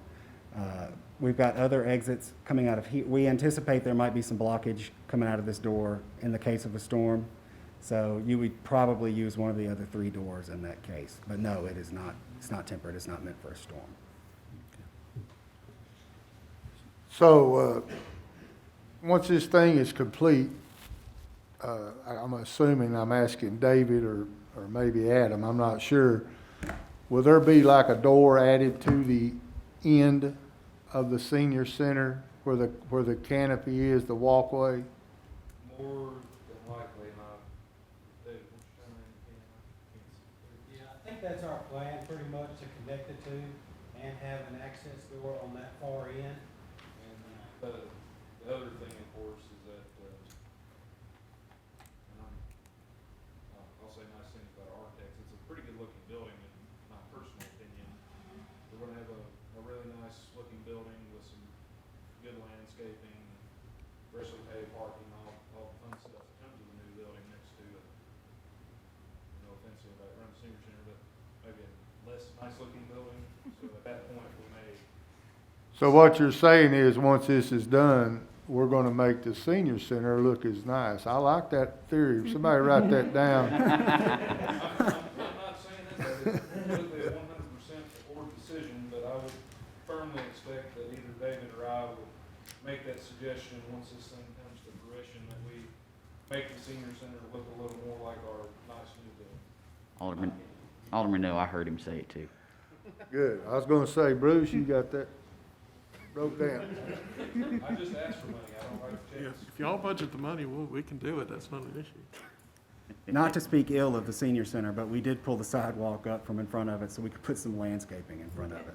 Well, it's a very nice looking building. There's no doubt about it. And hopefully when COVID is over and maybe at some point things get back to what we consider normal, to where we can get back to doing our senior citizen stuff and parties and get-togethers, because it gets really crowded. We have the ladies that coordinate the center here with us tonight, and they work hard. And we have the multi-purpose building is super nice. There's nothing wrong with it, but but the main thing is we want to have a safe shelter for all the citizens, not just the seniors, but all the citizens to use. But when it's not in use, and if we can extend it over to the seniors and we can have better parties and stuff, that's a big plus. But I like the idea Adam talking about with the kitchen and things like that. And yes, you're correct. That stuff is very expensive. We've priced it, so. But, overall, it's a super nice looking building. Thank you. Any more questions or comments? Thank y'all. Then, of course, Tuesday night, we will have the department reports. Moving on to old business, first reading ordinance 2021-04, an ordinance to amend the City of Laverne zoning ordinance by changing the official zoning map for tax map 32, parcel 4, and tax map 29, parcels 40 and 41, consisting of approximately 226.35 acres located adjacent to the intersection of Blair Road and Waldron Road, from a R1 low-density residential district to a PDR, planned density residential zoning district. On March 2nd, 2021, BOMA sent this back to the Planning Commission. This item was deferred at the March 30th, 2021 Planning Commission meeting. This item realistically needs to be deferred until after it comes back from Planning Commission with a recommendation. Since the Planning Commission, since it was deferred last month, that's what staff recommends and what I personally recommend. I think it's the appropriate thing to do is to work through the significant changes and go from there. Any comments or questions? What was the reason it was deferred in planning? There wasn't a reason given. It was brought up by the planning commissioner that the applicant requested for a deferral. Any other comments or questions? Okay. Moving on to number 8. Motion to approve technology and service agreement with Benefits Express Services, LLC. This one was deferred last month, and it was trying to work through some of the language with the city attorney and their organization. Ultimately, there has not been an agreement on that language, and so at this point, city staff recommends that this item be denied and just not move forward with it at this time. Any questions? Seeing none, moving on to number 9, motion to approve waterline easement and temporary construction easement from the U.S. Army Corps of Engineers for the 24-inch water line along Stones River Road. The cost of this easement is $7,500. It was deferred last month, just trying to work out some minor typos that came over in it. Those were worked out very quickly, and so this will now be up for a vote. Staff does recommend approval of the 2 easements. Is there any questions, concerns? This will go from the roundabout at Stones River Road all the way down to the water treatment plant. So there will be some significant, as far as working with traffic, because it'll be down to 1 lane at times. Seeing no. Excuse me, Mr. Yes. Mayor, when this starts, when that starts, will we be able to maybe put a flashing sign out there that says, starting this date, it's gonna be down to 1 lane, and just start giving the residents a heads up, you know, so they don't just, you know. We own 2 signs that are programmable now that we've gotten back the computers for them after some updates. So we can get that out there. We've got some property that we can put them on. So we can, that way, we can let the public know. We're also most likely utilize social media and Channel 3, but there's always people who won't participate in those. So we can get one of those signs out there at that point when we have a time frame. And I believe they're also going to try and use some scheduling as far as having detours to route around those construction areas when we can and at the various streets. So they are working on plans for that as well. Well, it's like the mayor said, that you can advertise it all you want to, but everybody is not on social media. Everybody don't watch Channel 3. Some people don't even have TVs. So, you know, I just, you know as well as I do, that's a busy corridor out through there. If they got a little heads up, maybe they can at least start planning. And sadly, there's even some people who will ignore those signs until it gets into Well, place. that's Chip's job, so we won't worry about that. Okay, moving on to the consent agenda. Bruce, is Felicia here tonight? No. Okay. Okay, so first is approved city bids and purchases. We've got a Sourcewell contract purchase for mowers for the street department. There's 2 mowers, which I'm sure Garland will agree that he needs. And they're $10,583 each. So the total's $21,166. Any questions on that? Okay. Number 2 is an NIPA contract purchase for mobile video systems and laptop computers for the 5 new police cars. And actually, number 3 and number 4 are going to tie in with that. They're all going to fall under police with these 5 new vehicles. But hitting the first one, the total purchase and installation for this equipment is going to be $61,438.60. And of course, the budget has already been amended to provide the funding for this purchase. Is there any questions? Okay, moving on to number 3, University of Tennessee contract purchase and installation of emergency vehicle equipment for the 5 new police cars. So this is, again, for installation and purchase of the products, $55,029.50, which I hear the police chief's chipping in the 50 cents himself. Is that right, Chief? From IT, okay. But this, of course, this is budgeted, and the budget's already been amended to provide for this purchase. Is there any questions? Okay. Moving on to number 4, you've got the University of Tennessee contract purchase and installation of emergency vehicle equipment for the replacement police vehicle. This is, let me hop over here. I think I skipped past it, but no, I didn't. It's total cost is $11,175.20. Again, we already amended the budget for this, so this is funded. This is for the K-9 vehicle. Is there any questions? Okay, moving on to B, approve agreement with the Tennessee Department of Health. This is our regular, we do this every couple of years where we contract with them. It's either every year, every couple of years. It's a total cost of this agreement is $4,000. They provide, it's provided through the Rutherford County Health Department. Is there any questions? Seeing none. Moving on to C, approve license agreement with the state of Tennessee for a driver's license kiosk to be installed and maintained at the Laverne Public Library.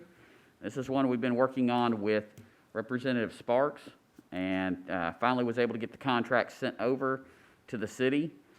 There is no financial impact on the city. I know they've worked with both Miss Donna at the library as well as Glenn to make sure that we've got everything, whether it's hookups with the internet or power stations correctly. So this is ultimately, this is a win-win for the city. We've been working on it for several years, and it'll save people time and trouble with having to get their license renewed. Once this is voted on and hopefully it's passed, is there any ETA? There's not one at this time. Mr. Hogan, or Director Hogan, with the Tennessee Department, had said that they were waiting on this, and then they realized that they didn't send it over to us. So, and they've reached out about it, so they're just as eager to get it here as we are. Okay. Any questions? Okay.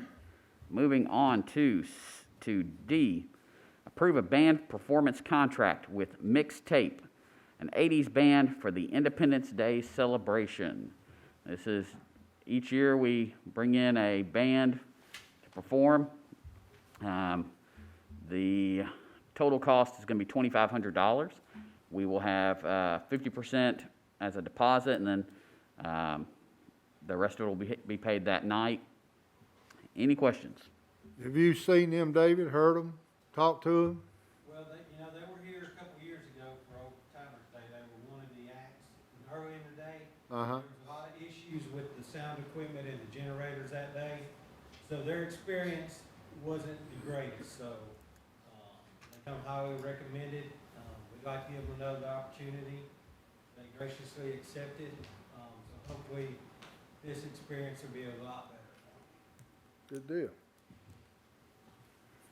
Okay, moving on to E, approve administrative services agreement with Blue Cross Blue Shield of Tennessee Incorporated. This is, again, our annual agreement with them.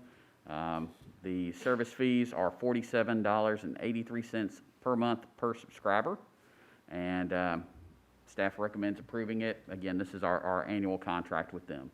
Any questions?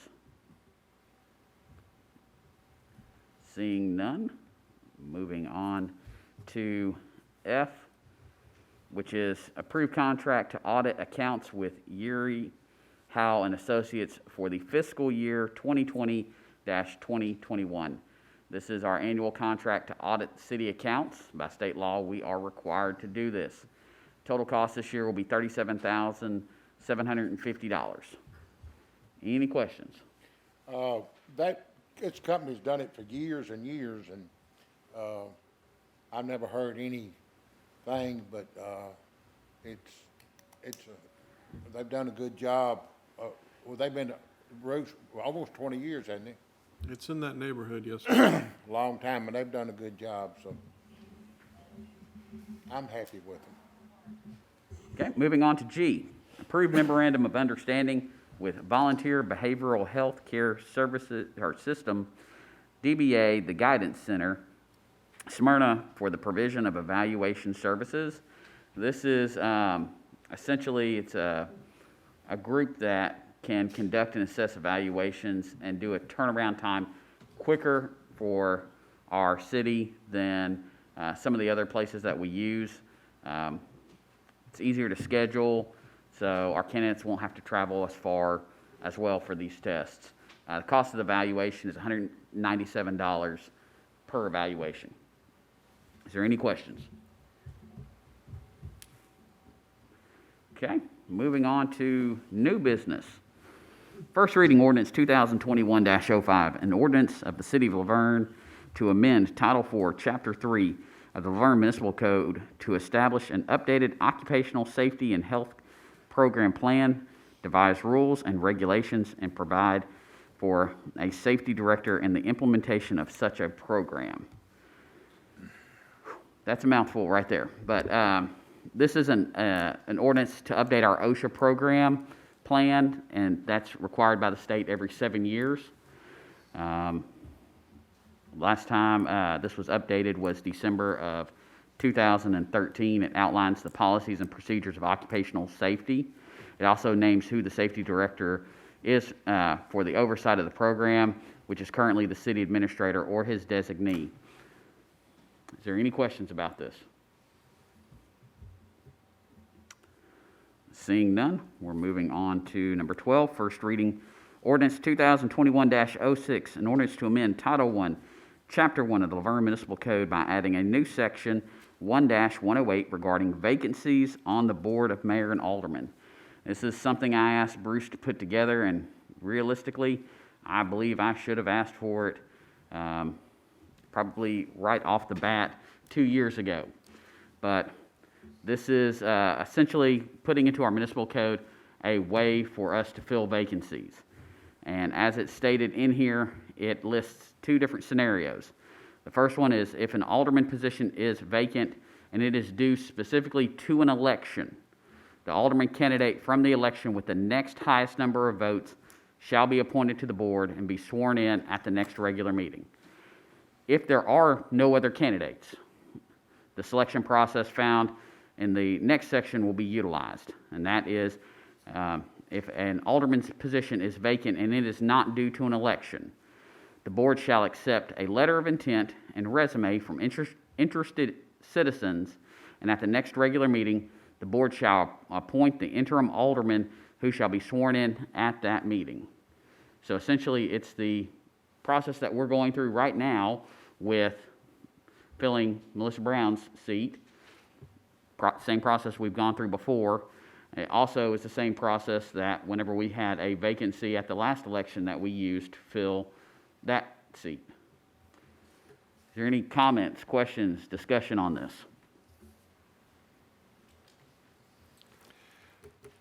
We need to get this put on the books. It's been happening so many times for the last 10, 12 years. So we want to get moving forward with getting something put together where it does cover the candidates and or the people that are interested in joining the board know what to do and how to do it.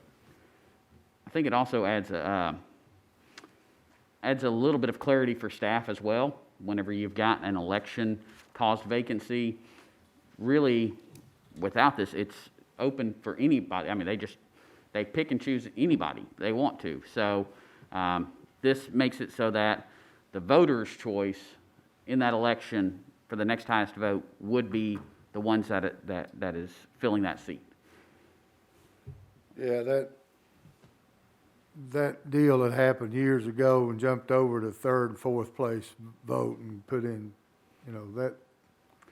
That's happened several times. Yeah. We've had, I can Well, think it of 4 happened times. with, Graham and,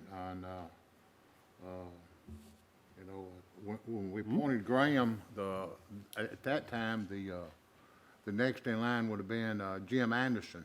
Well, that wasn't caused by an election. No. That wasn't, that was where Alderman Church had resigned. Right. Grant. So that wasn't due to an election. So that actually followed the exact same policy that we are listing in here, where letters of intent were submitted along with resumes for the board. Any other comments or questions about this? Okay. Moving on to number 13, first reading ordinance 2021-07, an ordinance to amend Title 8, Chapter 3, Section 8-301 of the Laverne Municipal Code regarding the membership of the beer board.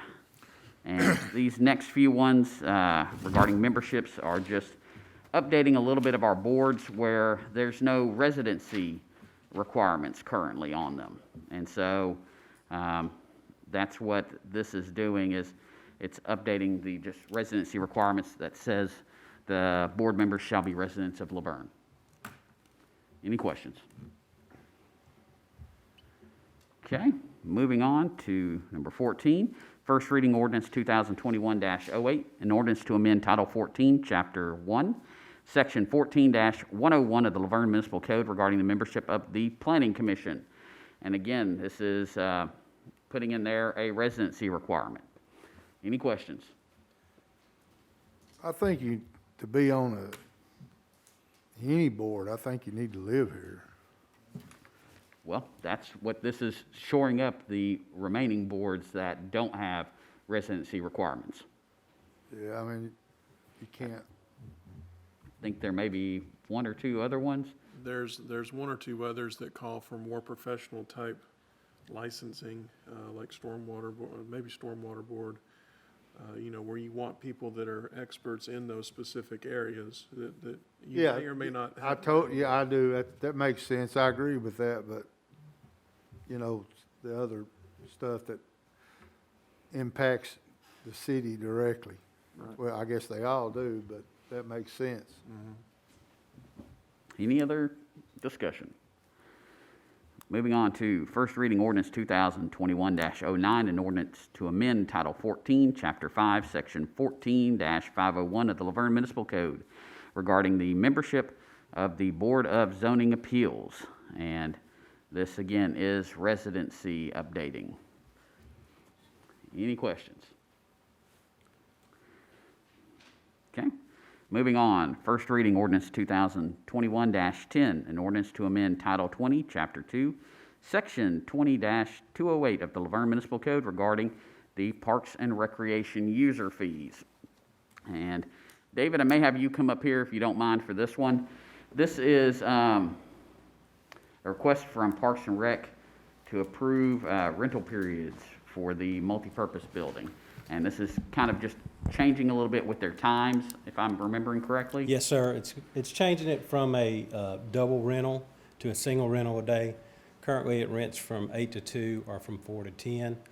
What we found out is most people prefer to have a 12 to 10 or a 1, 2 to 10, something in that area. The only reason they generally get the morning is so they could have the whole day, even if there are events in the afternoon. And as you guys are aware, we're changing our farmers market this year from a Saturday from 8 to 12, so hopefully that'll alleviate some parking issues for us also. And David, the actual cost per rental is not going up with this, is that correct? That's correct. The cost will stay the same, it'll be $150 per day for 10-hour rental. Any questions? Only thing about changing it from Tuesdays to Saturdays, they got a whole lot more farmers markets going on Saturday. a lot of the people that showed up to sell, you know, they do other ones too, so, you know, And, it you know, might, it- it might cut down on the vendors. And initially, that's kind of why we went, when we started it, was on a Tuesday. It's because the feedback we were getting that most of the vendors were already committed somewhere else. But what we found out with the survey this year and what got put in our year last year is if we could do it on a Saturday, vendors would prefer to come here on a Saturday than to some other places. So it's not something we just kind of went into blind saying we're just going to change it from Tuesday to a Saturday, throw it at the wall and see what sticks. We did have feedback from the vendors that were here last year. And if they showed no interest in coming on Saturday, we definitely wouldn't have moved it. I think it's going to be a better opportunity for the community to get out. You know, Tuesday afternoon, 3 to 7, when we initially got it started, that was pretty much our only opportunity. And David, I remember whenever, before I joined the board of mayor and aldermen, I remember whenever we were doing all the research on the farmer's market, one of the reasons why most of the vendors, we couldn't get them for Saturdays at the beginning was we weren't a well-established farmer's market. Yes, sir. Over the And- years, we've gotten to that point, and we've now had vendors from other farmers market relocate to ours. And we're getting positive feedback, even vendors that go other places on Saturday, like I said, would prefer to come here. And at this point, I don't really think we have a whole lot to lose. I think with the feedback we've gotten has been astronomically above what it was for a Tuesday afternoon. The Saturdays would be more convenient to the people that's coming in to buy, but we'd have to see. Yes, sir. Try it and see how it goes. I was at that farmer's market every single Tuesday, video and talking, and heard nothing but positive from the vendors. As a matter of fact, a couple of them were kind of, they liked it, especially the hours, because when you do that every day, 6 days a week, which is what they do, and they can wrap it up and be home by 1 o'clock or 2 o'clock on Saturdays, they're ready to shut it off. They've made the money, but nothing but positive. Yeah, I think it's gonna be a good move. We definitely wanna try it out. I'll be there. I know you will. The senior center will be there with their Yes, banana, sir. nana pudding. Yep. And I think you just have more activity out on a Saturday morning. There's so many people that don't have the opportunity to come on a Tuesday, and I'm sure we're gonna miss some of those on a Saturday also, but I think you're gonna hit a bigger, broader population on a Saturday morning. I can't wait for a good homegrown mayor. Any other questions or comments? Okay, moving on to 17, first reading ordinance 2021-11, an ordinance to amend Title 9, Chapter 9, Section 9-905 of the Laverne Municipal Code regarding mobile food service permits.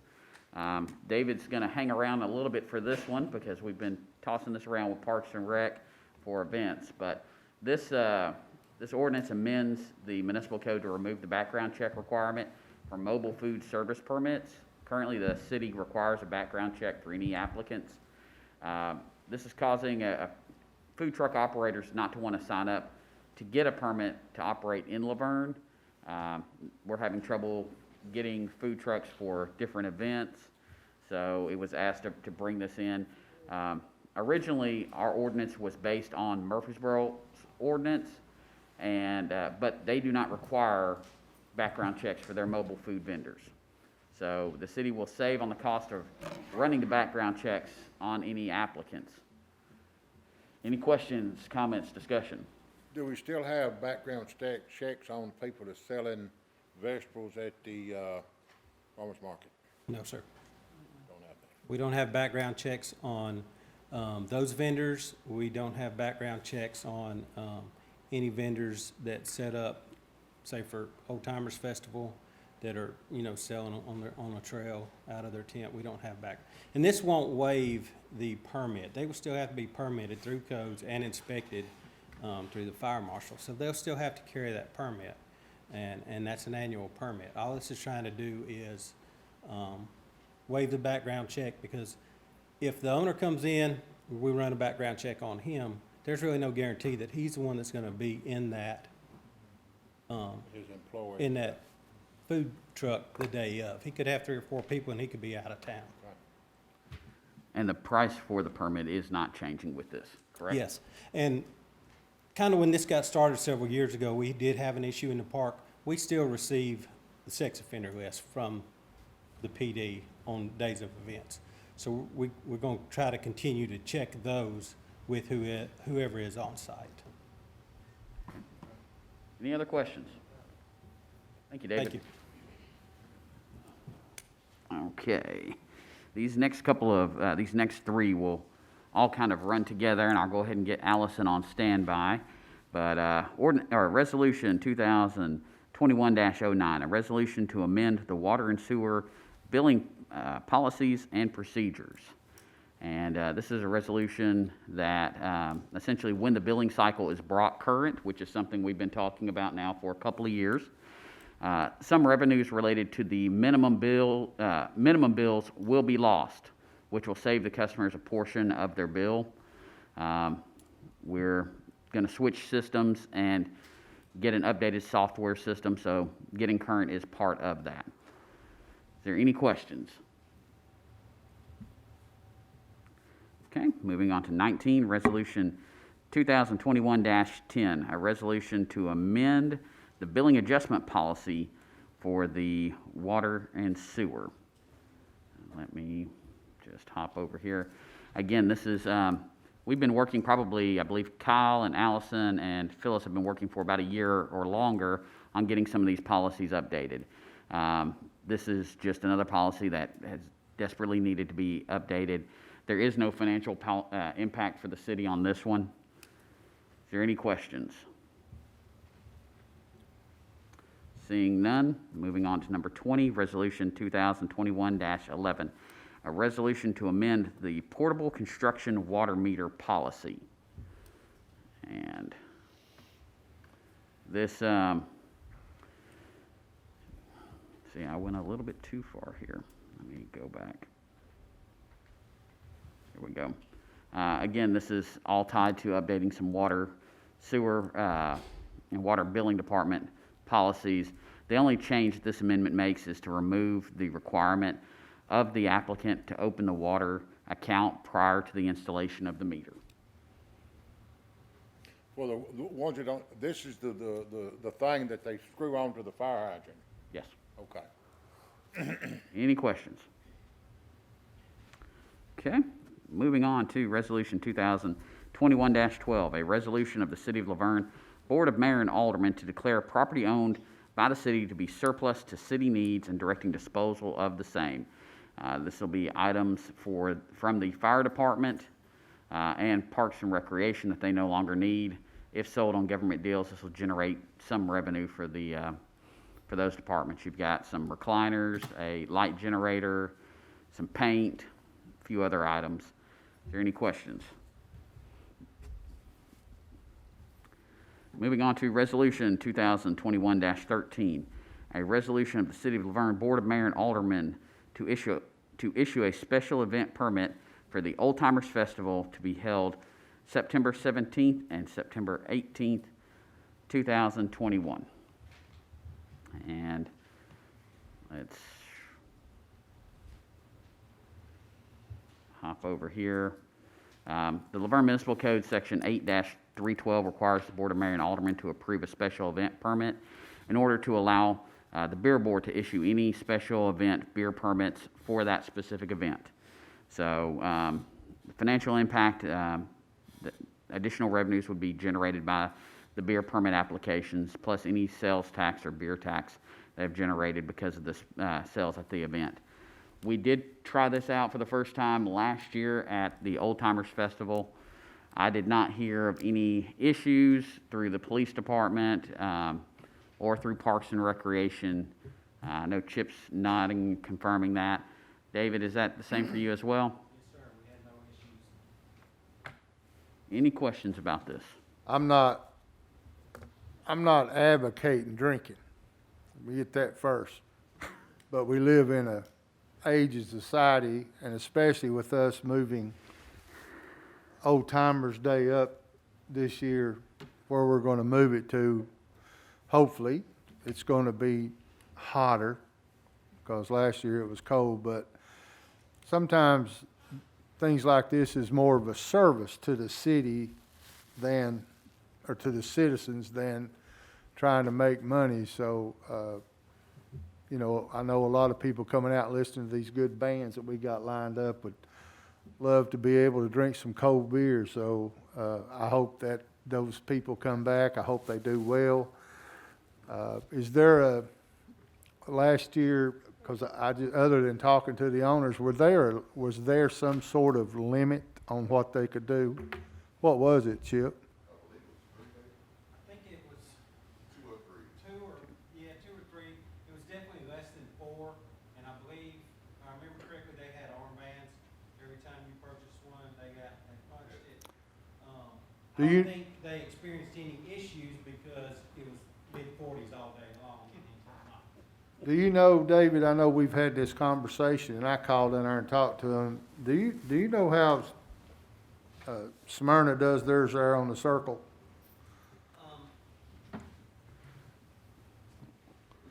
I believe from talking to Ron Alley, Carpe Artista does a lot of their scheduling for the depot days, and their farmers market as well. Yeah, and I think they may be similar to us. They have a special event area where it has to be consumed inside that area.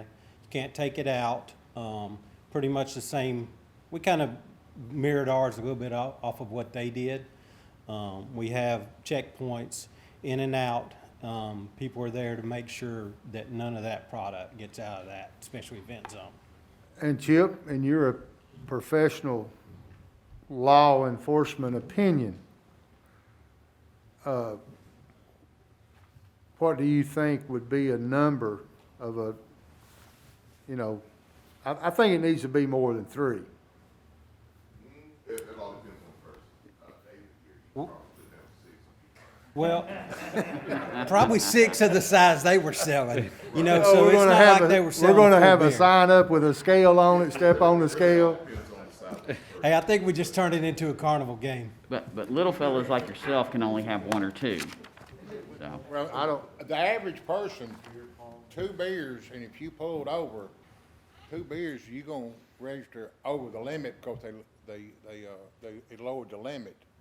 So, Well, I this don't is, know where y'all come with 6 beers, but. Well, what you gotta take into consideration too is they're not selling a full yeah, 12 the ounce smell, beer. that was my next comment, those things. I'm just trying to get it to where, you know, if people wanna come out and if the weather's hot, we got good music and good bands and, you know, loosen your belts a little bit, because God knows there's nobody in this city more conservative than that man sitting right over there. You know. Well, and I think If we used to definitely put him in an on, ice skating rink out there and serve beer, he'd I he'd think have definitely fire on coming Friday out of his- night, when your time is shortened, I think that quantity, 3 or 4, is a good number Okay. to shoot at. All right. Bruce, is that determined by the beer board or by the actual beer applicant? I'm actually looking that up right now. I think those rules are determined by the beer board when those beer permits are actually issued. So I think they can adjust those as needed. But it's in the municipal code, but I haven't pulled it up just yet. I'd just like to get it to where those people want to come back and keep doing it, and if because they're here to make a profit, but you know, we're here for service, and, you know, I want it to be safe.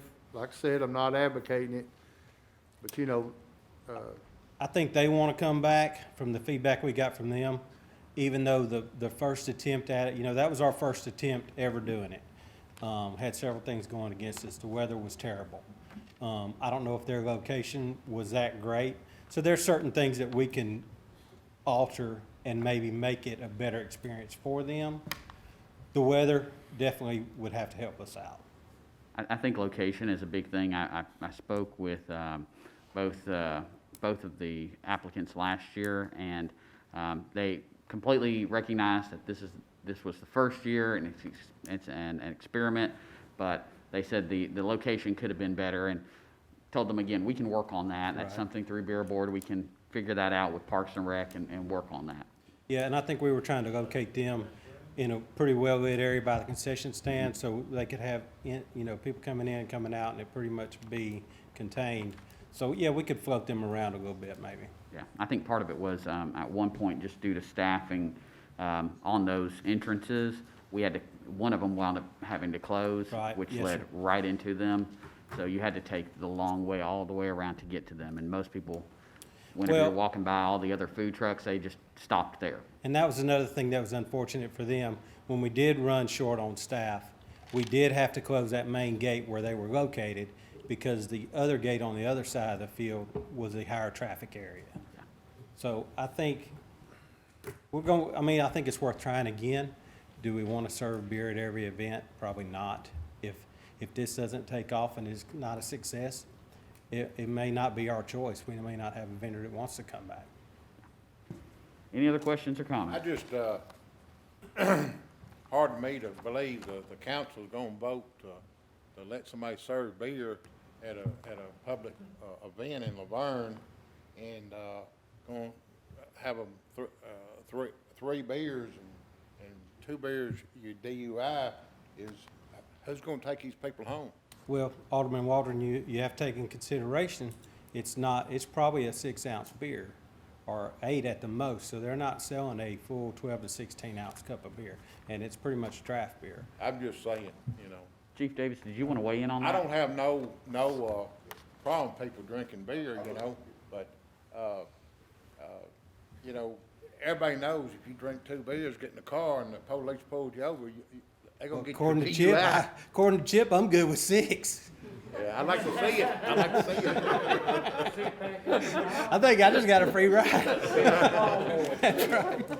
So if I can interject, when it comes to consumption of beer, it's not necessarily a number of beer. It really goes with your body, your body size and different things like that. How long you consume, how long in between you consume the beers and things like that. So to say 2 beers and you're above DUI level, that might not necessarily be true. For someone who's 150 pounds or less, yeah, that may be true, but a 300-pound person, they still could blow below the limit. One of the things that's safe about this particular event is there's a specific time window that you can get it. So it's not like the concert is over, but you can still get a beer and go home.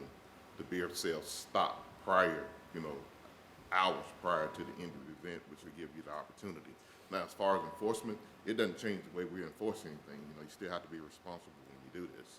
But to say 2 beers and you're drunk or impaired, I don't think it's not a false statement, but it's not necessarily accurate for that. So, really Well, one thing, Chief, I can tell you, I'm not gonna be a guinea pig on it. Yeah, I'm not gonna try it. It doesn't change enforcement for us, but like it's been said many times tonight, we're living in a different age to where certain things are acceptable, But we're still gonna get you if you leave out of there intoxicated. That's why we have officers at both gates too, to be able to determine the level of intoxication of a person. That no, you're not going to get another beer. That's also the responsibility of the vendors who's selling the beer to observe this person and say, no, we cannot sell you another alcoholic beverage because of your level of intoxication now. And we have an officer on both gates, which is why I was on the football field, to be contained in a certain area. It may be able to be moved to one of the baseball fields or something, but as long as it's in a contained area, we can control it. So. Any other questions, comments? Okay, moving on to 23, appoint or remove board and committee members. We have 1 vacancy with the Board of Zoning Appeals. Alton Goodwin Sr. resigned. We have been advertising this position on Channel 3 and on Facebook.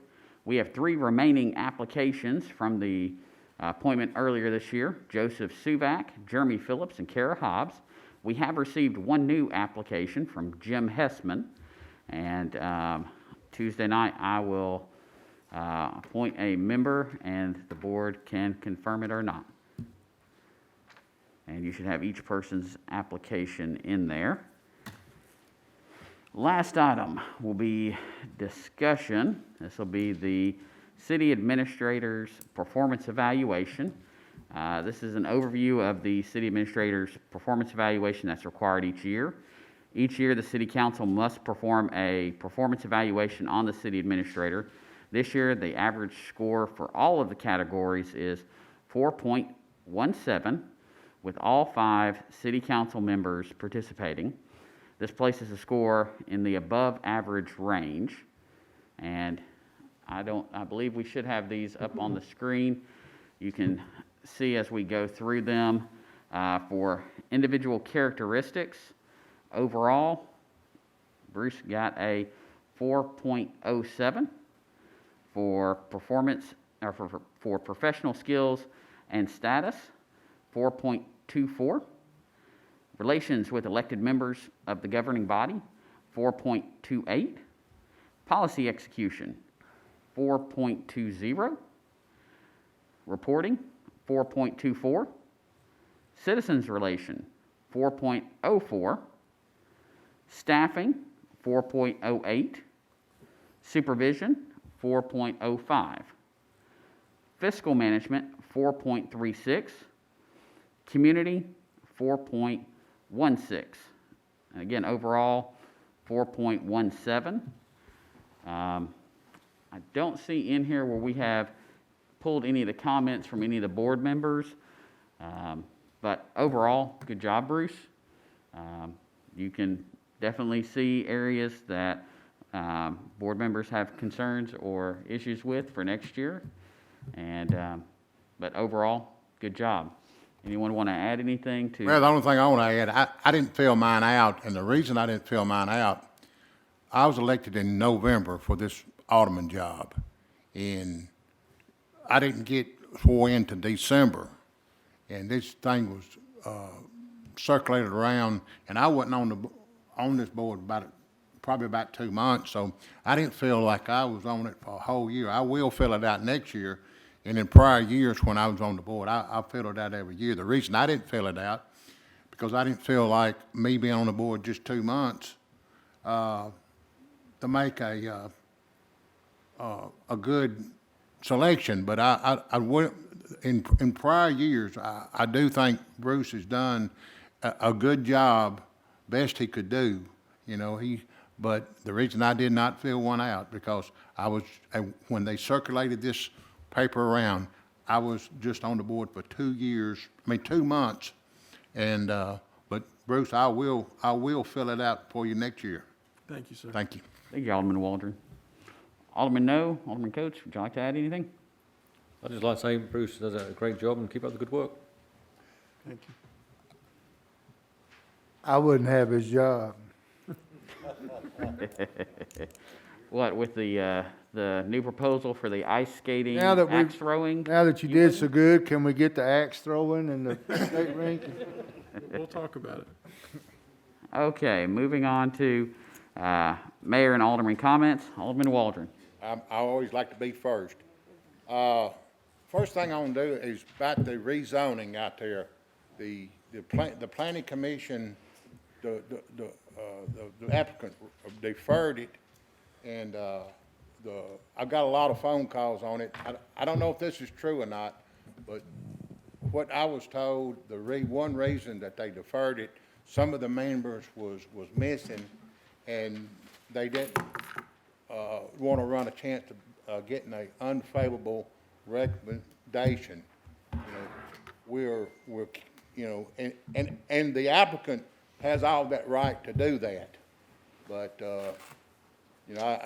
I got a lot of calls on it, and I want to make it plain. I don't know if it's true or not, but that's what I was told by multiple people. But that just might be the feeling of people. And getting down to, again, I think this board and this new person that comes on board, I hope they don't bury their head in the sand like the rest of the board is. We got a bad issue here, and it needs to be corrected, and it can be corrected, and it's not. And it's evident that it's going to happen, and and when we do get sued, personally, I'm going to hold each one of these board members responsible, because we have an opportunity to do something about it. And y'all can bury your head in the sand, but when we get sued, I'll be the only one that can stand up and say, I told you so. And I feel strongly about this. I wouldn't keep bringing it up, and I'm not gonna stop bringing it up. But when we get sued, Graham, I'm gonna hold you responsible. Steve, I'm gonna hold you responsible. And this new member, if they don't, say something, I'm gonna hold them responsible. And that's all I gotta say. I mean, I hate to keep bringing this up. I don't wanna bring it up. It don't need to be brought up. But this issue needs to be addressed, and that's all I got to say. Alderman Coates. As a member of the Planning Commission for many years, as you were, Dennis, the applicant has the right to defer it. The board had nothing to do with what they wanted to defer it, so it's their option.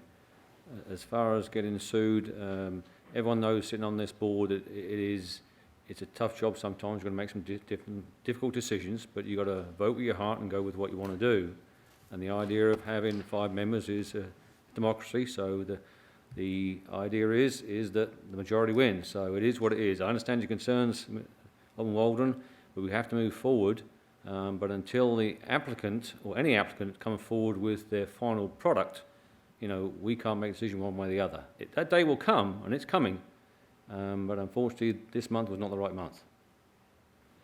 And just moving on to another issue that we saw this evening, planning, being on the Planning Commission has been a great honour for me for what I've been doing, but we've tried to plan ahead for the city. Now this board now, not the planning board, has the decision of moving forward with getting some of these roads put in that the residents deserve. And this is the time to do it. I've sat through 20 years of being a citizen and struggled with coming out of my subdivision, and I just want to get the city moving in the right directions to get ahead of the curve on these roads. We have the funding, we have the additional funding coming in with different impact fees, and this board needs to think about what was shown tonight by Kimberly Horn, and we need to plan accordingly. And I'm still pushing the 5 lanes is what we need to get this city moving down through the corridor. That's what I'm pushing towards. Thank you, Mr. Mayor. Alderman No. Everything he said is right, everything he said is wrong. With that, all you applicants, thank you again. Good luck. Whoever gets this, I hope you got thick skin and can take criticism, learn to scroll and goal on social media, because it can get to you. But once again, thanks, and good luck. We'll see you Tuesday night. Thank you, sir. Again, I want to thank all of the applicants. And I would encourage everyone, just as I did last time, only one person is going to get this. We have 9 applicants. Get involved with our boards. We have a lot of needs for the city. We have a lot of overlap with people serving on multiple boards that can give you an opportunity to jump in and participate. We need, as always, new ideas. This board singularly, nor individual boards are going to have every answer. We need fresh ideas. So with that, I want to absolutely encourage all of y'all to get involved. When it comes to the South Waldron Road, I know I pushed for us to get this study done, and as we discussed at our planning retreat, a major road project. We've seen from traffic studies how these roads are. This is our opportunity to not just kick that can further down the road as it has been done in the past. Let's get this done so that, 20 years from now, when all of these homes are coming in, whenever they're in, the roads aren't to the same level that they are now. We hear for years and years and years, even before I was on this board, the roads are in bad shape. They need to be improved. They need to be widened. Well, now we have the data, we have the numbers. We just have to have the will to do that.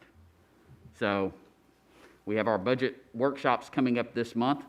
That is a perfect opportunity for us to discuss that as a board and move this city forward.